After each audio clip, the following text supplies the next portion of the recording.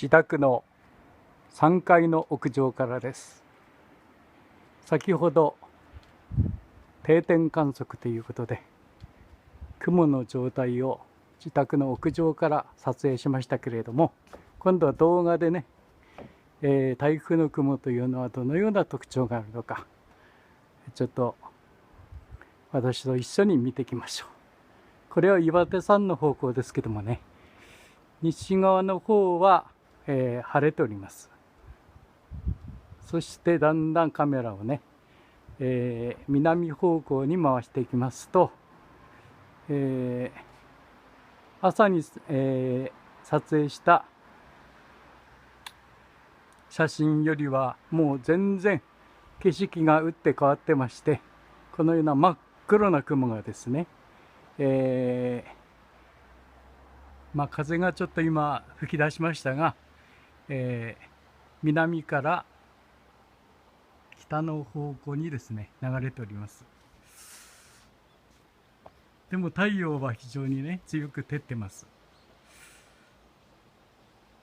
そしてこれが、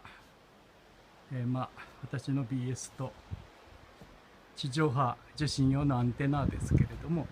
その向こう側に見える景色、ここはちょうどね東側なんですが、こちらの方は黒い雲が流れております。そして霧雨でしょうか、時々私の顔にですね、冷たいものが当たっています。でこれが東と北の間ですね。そうですね、雲を今ちょっと大きくしてますね。この雲が実はね台風の目が近づいてきたということのようですね。ちょっと天気予報などではね全然こういう、ところまで説明してくれないと思うんで、自宅の気圧は今ですね、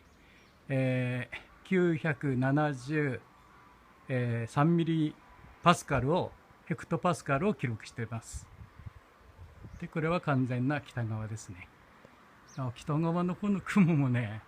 このように真っ黒な雲がですね下の方に流れておりますねという状態です。